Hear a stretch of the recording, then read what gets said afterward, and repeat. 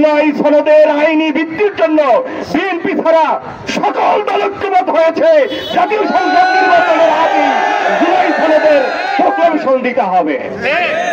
আমরা বিএনপির বন্ধুদেরকে বলতে চাই, আপনারা যে বলছেন ক্ষমতায় গিয়ে আপনারা আইনি সনদ দিবেন জুলাই সনদের, আপনারা কিভাবে নিশ্চিত হলেন যে আপনারা ক্ষমতায় যাবেন? আমরা তো দাবি জানিয়েছি যে দলই ক্ষমতায় যাক, নির্বাচনের আগে জুলাই সনদের আইনি ভিত্তি দিতে হবে। আমরা অন্যান্য দাবিকে সরকারের কাছে আহ্বান জানাই, আপনারা এই ঐক্যমতের কমিশন যেন ঐক্যমতের কমিশন থাকে, কোন দলীয় কমিশনে দলীয় সিদ্ধান্তের আনুগত্যের কমিশনে যেন পরিণত না হয়। আমরা আরেকটি কথা বলতে চাই, জামাত ইসলামী চরমনাই পীরের নেতৃত্বে ইসলামী আন্দোলন বাংলাদেশ, মামুনুল হকের নেতৃত্বে খেলাফত মজলিস সহ অন্যান্য দলগুলো যে যুগপৎ আন্দোলন শুরু করেছে, বিএনপির মহাসচিব এই আন্দোলনের প্রতিক্রিয়া দিতে গিয়ে জানিয়েছেন বাংলাদেশ জামাত ইসলামী নাকি আওয়ামী লীগের সাথে মিলে আন্দোলন করেছে এবং স্বাধীনতা বিরোধী কথা বলেছেন তিনি। আমরা বিএনপি মহাসচিবের প্রতি শ্রদ্ধা রেখে বলতে চাই, আপনি সত্যি কথা বলেছেন জামাত ইসলামী আওয়ামী লীগের সাথে যুগপৎ আন্দোলন করেছে, কিন্তু আপনি অর্ধ সত্য বলেছেন, অসত্য বলেছেন, অপূর্ণাঙ্গ তথ্য দিয়েছেন। আপনি সঠিক তথ্য দেন। জামাত ইসলামীর শহীদ আলী আহসান মুজাহিদ সহ আপনার নেত্রীর কাছে বারবার গিয়েছে তত্ত্বাবধায়ক সরকারের জন্য। আপনারা বলেছিলেন পাগল আর শিশু ছাড়া কেউ নিরপেক্ষ হয় না।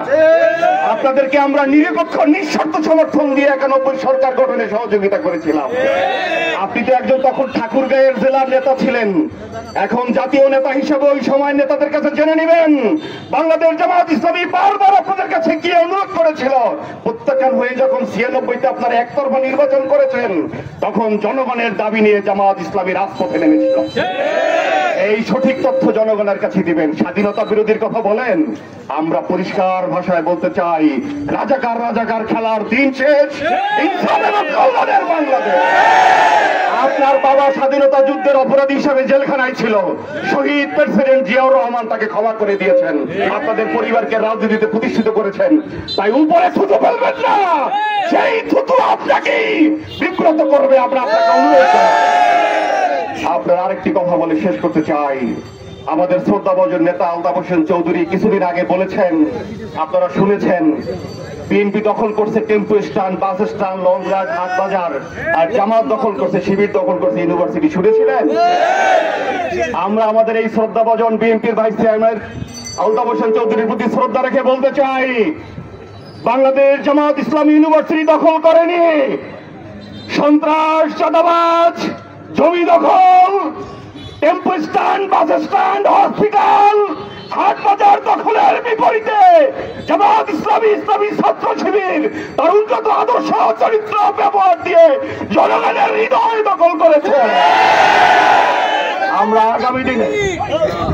আগামী দিনে বাংলাদেশ জামাত ইসলামীর নেতৃত্বে এদেশের ইসলাম প্রিয় দলগুলোর ইসলাম প্রিয় জনতাকে সামনে রেখে যে ঐক্যবদ্ধ আন্দোলন শুরু হয়েছে, আল্লাহর এই জমিন আল্লাহ দ্বীনের জন্য, কোরআনের জন্য কবুল হওয়া পর্যন্ত, মঞ্জিলে মাকসুদে জান্নাতে যাওয়া পর্যন্ত আমাদের এই সংগ্রাম চলবে।